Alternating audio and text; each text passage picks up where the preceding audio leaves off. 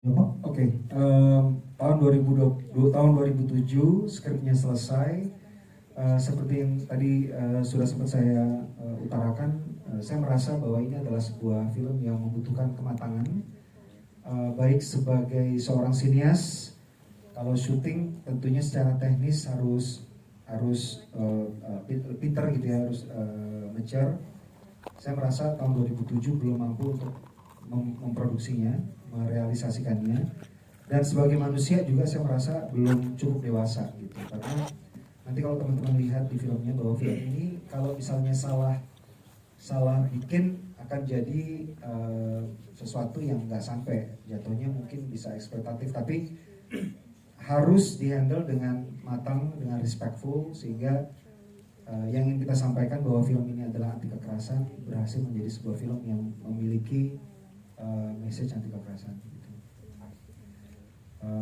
Dan kenapa saya merasa dari tahun 2027 belum saatnya untuk difilmkan, karena dari tahun ke tahun selalu ada perkembangan baru di Indonesia, dan dari tahun 2007 sampai sekarang 2024 kita memproduksi, ada banyak sekali kejadian yang ada di Indonesia. Dan kalau mau istilahkan film Pengepungan di Bukit Duri ini adalah cautionary tale tuh apa ya Ivan, semacam kayak jangan sampai sebuah cerita yang jangan sampai kita kayak gini gitu ya, cautionary tale gitu, tahun 2027.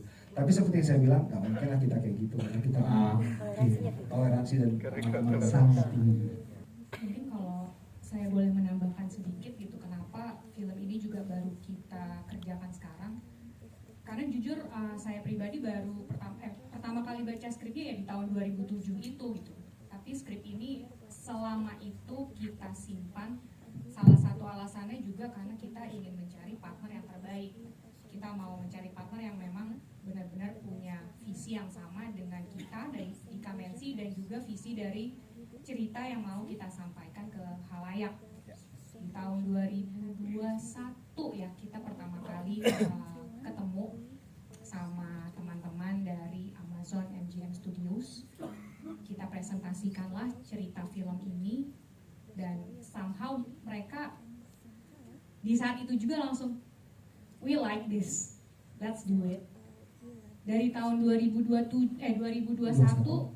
kita baru syuting filmnya itu tahun ini ya. Jadi memang prosesnya panjang, dan kita bersyukur sekali bisa berpartner dengan Amazon MGM Studios di film kedua dari Kamenzi Pictures. Ya, betul. Pengepungan di Bukit Duri adalah film layar lebar pertama di Asia Tenggara yang bekerja sama dengan Amazon MGM Studios. Gak mungkin. Thank you, pertanyaannya bagus. Jawabannya kenapa karakternya adalah remaja, ya, predominantly remaja. Ada beberapa orang dewasa, para guru yang ada di sebelah kiri saya, tapi kebanyakan remaja dalam film ini, karena saya tuh selalu merasa bahwa teen years atau ketika kita berada di umur usia remaja ini, itu adalah usia yang sangat menentukan kita nanti ke depan sebagai penerus bangsa itu seperti apa gitu.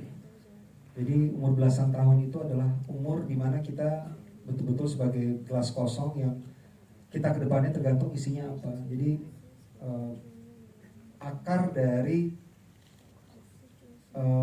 masa depan Indonesia nanti mau lebih suram atau lebih cerah, kita menuju generasi emas atau generasi cemas, itu sangat tergantung bagaimana perlakuan orang dewasa terhadap remaja. Makanya ini penting banget itu untuk diangkat. Betul. Ya, betul sekali. Karakternya remaja, tapi memperlihatkan bagaimana perlakuan dari orang dewasa kepada remaja. Gitu. Apakah kita memandang remaja yang punya masalah karena memang mereka evil, bermasalah, atau akarnya dari orang-orang dewasa? Dengan kata lain, ketika rakyat punya masalah, apakah akarnya itu ada di rakyat atau di penguasa? Pertanyaan itu yang Di film ini, kita lihat jawabannya di film ini. Kalau di dunia nyata nggak ada gitu. Nggak ada. Aman semua. Tapi selalu ada pertanyaan ini ya. Katanya abang itu menarik. kata ayah pokoknya abang itu, ayah cuma bilang sih kayak karena ayah juga nggak aku kasih tahu sebetulnya skripnya. Waduh. tapi dia aku ceritain aja gitu. Terus dia bilang pokoknya kayak be ready karena abang itu cara directnya menarik dan ini akan menjadi pelajaran yang sangat berharga bagi kamu. Jadi jangan just do it tapi juga diserap juga ilmu-ilmu yang bisa diambil tersebut. Gitu sih katanya. Kayaknya ayah nggak usah kita undang dalam ini. What do you think about this? Does this movie have international appeal? Absolutely. I think that's probably why we're excited to collaborate with. We're collaborating with Joko, right? Because we want someone who has a very Indonesian local sensibility, but has that ability to break through country lines and speak to a worldwide audience. I mean, Joko's been to basically every single major festival there is on Earth at this point.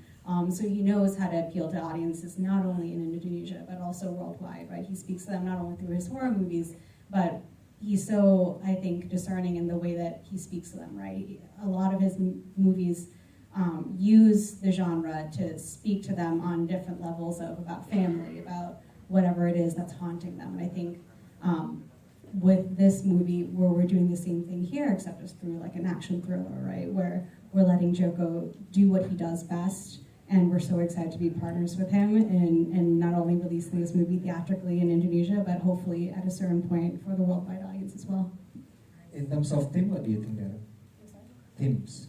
What do you think about the themes of the movie? Do you think? The themes, International appeal. it's definitely something that's universal, right? And I don't want to go into it too much because I don't want to reveal something that I'm not supposed to. Joko will hit me after we get outside.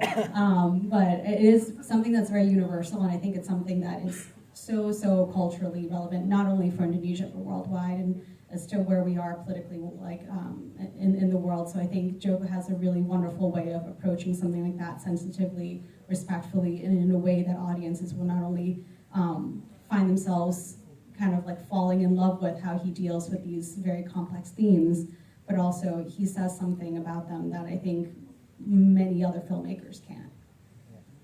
Secara tema, nambahin Darren, menurut saya tema yang ada dalam film pertempuran pengepungan di Bukit Duri ini sangat relevan di seluruh dunia sekarang mengalaminya gitu, karena kalau kita lihat sekarang perbedaan itu sudah menjadi sumber perpecahan dimanapun kita berada. Kita nggak cuma ngomong di Indonesia tapi juga ngomong di semua negara dan di semua benua gitu. Dan saya merasa bahwa ini point of view-nya memang point of view Indonesia, tapi penonton global akan sangat bisa relate dengan cerita dan temanya. Kak, Om, Bang, yang mana? Oke, thank you. Pertanyaannya bagus banget ya. Yang pertama, apakah dalam tweet aku itu ada hint untuk film-film selanjutnya gitu ya? Kalau nggak ada, ngapain nge-tweet? Kan tweet berjualan. Oke, soal seberapa commentary heavy film dari pengepungan di Bukit Duri ini, saya percaya seperti yang bilang tadi, kalau misalnya bikin film hanya untuk memberikan tontonan atau hiburan, kayaknya sayang banget ya. Harus menyuarakan sesuatu yang relevan dan penting buat society, buat penonton gitu. Tapi yang ke depan itu nggak boleh isu dan nggak boleh message, nggak boleh pesan. Saya percaya bahwa penonton sekarang kalau misalnya ke bioskop harus bayar tiket gitu ya. Beli makanan lebih mahal kan daripada tiket. Jadi ke bioskop itu bukan cuma ngeluarin duit tapi juga ngeluarin waktu, effort dan sebagainya, menyisihkan kepentingan yang lain untuk bisa nonton ke bioskop. Jadi harus memberikan reward kepada penonton, sesuatu yang sangat gampang untuk diikuti dan bisa dinikmati gitu. Jadi yang ke depan itu entertainmentnya, tapi harus ada sesuatu di balik itu. Nggak bisa cuman penonton datang ke bioskop dijejali dengan message, isu dan segala macam, social commentary dan sebagainya. Harus ada muatannya, tapi yang di depan itu harus entertainment value-nya gitu. Kalau misalnya teman-teman lihat nanti pada waktunya, ini adalah hasil kerjasama kesekian kali saya dengan DOP tersayang saya, Bang Ical Tanjung. Pak Ical Tanjung nih. Kakinya keselio, kasihan tadi ngejar supaya bisa ketemu kalian, ketemu teman-teman ya gitu. Terus semangat. Dan art directionnya, musik bisa dibilang, kita boleh bilang ya Tia ya, ini adalah produksi kita yang sangat paling kita banggakan selama ini ya, yang kita anggap sangat accomplished banget. Looknya sangat polis, accomplished banget adalah Pengepungan di Bukit Duri. Dan kalau teman-teman tadi mendengar musik gitu, asik banget ya, itu adalah buatan dari Tony Merle. Mana Tony Merle? Ayo. Malu ya. Tony Merle adalah salah satu komposer dari film kita. Nanti kalau teman-teman ada yang pernah nonton Jay Johnny nggak di sini? Ada ya? Nah nonton ya. Nah kalau film Jay Johnny kan skornya kebanyakan lagu ya. Sama halnya dengan Pengepungan di Bukit Duri, banyak sekali lagu-lagu luar biasa yang akan mengisi film kita. Jadi mostly kita akan diisi oleh banyak sekali lagu-lagu gitu, dan diisi oleh band-band luar biasa. Nanti akan segera kita announce. Sekarang dan dulu. Wah. Nah, pasti makin tidak sabar. Pokoknya yang suka Denny Johnny, senang musik-musik skor yang banyak lagunya, akan menemukan hal yang sama di Pengepungan di Bukit Duri. 2 tahun aja kok di depan. Pakai lightsaber. Oke, seberapa heavy actionnya gitu ya? Mungkin kalau bisa dibilang masih tentang cerita sih, lebih banyak cerita, lebih banyak dramanya. Cuman untuk menggampangkan pengistilahan kita bilang action thriller, tapi sangat drama heavy, sangat karakter heavy gitu. Gitu. Jadi tahun 2027 itu kelihatannya seperti in the future, tapi itu cuma 2 tahun dari saat nanti filmnya dirilis, jadi nggak begitu jauh. Akan banyak kayak fight or kayak Oh, semuanya grounded, semuanya realistis. Jadi nggak ada berantem yang action yang didesain sedemikian rupa sehingga terlihat seperti fantasi atau film action, full action, tapi semuanya masih grounded, masih realistis. Dan semuanya tuh motivated by the karakter. Semuanya realistis ya, betul.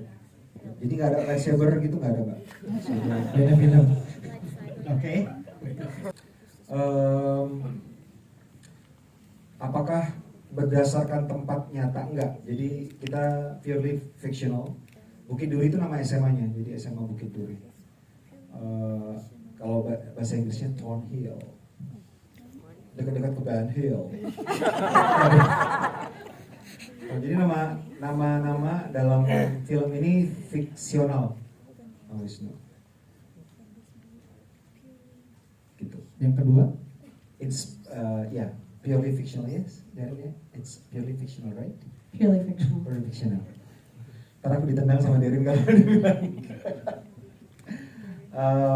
Yang kedua, kenapa? Apa yang membuat aku udah matang nih gitu ya? Udah tua bang, takut mati nanti nggak sempet bikin. Gitu. Karena ini aku sama Tia project ini merasa project ini project yang kita harus bikin ini sih gitu. Tia selalu bilang bang kita harus bikin ini sih gitu. Sebelum kita terlalu tua dan nggak tahu apa yang terjadi kan, kesehatan udah asam urat juga, kolesterol.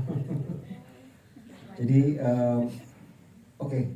joke aside, selain kesehatan, kita constantly sama Tia terutama dan teman-teman di Kamensi Pictures kayak Pak Ical Tanjung, ada beberapa produser kita lagi seperti Mbak Pinung, kita selalu berdiskusi kita udah cukup siap apa enggak, dan kita saling menilai diri kita aja satu sama lain. Kalau misalnya kita memutuskan sesuatu, kita mau bikin apa enggak, kita akan mengevaluasi, bikin assessment satu sama lain, kita udah siap apa belum. Tentunya dilihat dari beberapa film kita terdahulu yang udah men-tackle, misalnya Sisa Kubur adalah satu film yang membahas tentang iman, tentang agama, dan bagaimana interpretasi masyarakat, terutama masyarakat Indonesia tentang beragama seperti apa. Dan kita dengan segala kekurangan dan kelebihan berhasil membuat filmnya dengan respectful gitu. Sebelum itu kita juga membuat film misalnya Pengabdi Setan 2, itu juga salah satu produksi dari Kamensi Pictures yang walaupun filmnya film horor tapi men-tackle masalah sejarah yang dilupakan atau dicoba dihilangkan di Indonesia, termasuk penembak misterius gitu. Jadi setelah kita menghandle beberapa isu-isu yang penting, sensitif, berat, dan kita merasa to a certain degree kita berhasil, kita baru memutuskan bahwa oke, let's do this. Pengepungan di Bukit Duri gitu. Yang ada sosial komentarinya, tapi tentunya seperti yang saya bilang tadi, yang ke depan adalah entertainment dengan respectful tentunya gitu. Jadi kita tidak mengeksploitasi isu, tapi kita menggunakan isu, kita masukkan ke dalam satu film yang entertaining supaya nanti ketika orang pulang mereka merasa tidak menghabiskan waktu, menyia-nyiakan waktu mereka atau uang mereka, tapi juga mereka mendapatkan sesuatu untuk dipikirkan gitu Bang. Itu yang diajukan sama Tia ke saya, Bang. Kau udah bisa belum untuk menggambarkan film ini kekerasannya tidak terglorifikasi? Dan akhirnya ya aku presentasi lah mau bikinnya seperti apa. Ini adalah satu hal yang sangat saya tidak ingin lakukan kalau saya belum dewasa gitu. Jadi tahun 2007 kenapa saya berpikir ini belum waktunya, karena pada waktu itu saya masih merasa bahwa action itu harus cool, harus keren gitu kan ya. Itu yang dari tahun ke tahun dievaluasi bagaimana kita bisa menampilkan action ini tidak jadi sesuatu yang diglorifikasi tapi menyentuh psyche dari penonton. Ini yang ingin disampaikan. Pak Ivan, aku harus bertanya sama kau lagi, sudah nonton? Iya. Which one is it? Glorifikasi atau? Enggak sih, sangat-sangat grounded karena tadi driven by the motivation of the characters. Karakter, ya. Semuanya bukan hanya sekedar berantem, tapi ada drama yang dipertaruhkan juga di situ. Bukan berantem ngomong ya, wah berantem, gitu. Maksudnya tapi ada muatannya gitu. Ya, nanti kita bakal kasih lihat lagi. Tapi Itu pertanyaan yang bagus banget. Benar. Karena itu yang jadi kunci kita memutuskan oke, let's do this. As long as kita tidak mengglorifikasi kekerasan. Gitu. Oke, baiklah Bang Joko, mungkin ada closing statement apa yang bisa penonton ekspektasikan buat saat film ini tayang? Seperti yang saya bilang tadi dan juga sudah disampaikan oleh Tia, Darren, bahwa misi kita untuk membuat Pengepungan di Bukit Duri ini adalah untuk membuat sebuah film yang relevan, yang isunya terjadi bukan cuma di Indonesia, tapi ketika international audience menonton, mereka juga sangat paham isu ini karena juga terjadi di tempat mereka berada sebagai society. Tapi kita kemas dalam satu bentuk entertaining film yang bisa dinikmati oleh siapa saja, at the same time akan jadi suatu bahan untuk kita refleksi gitu.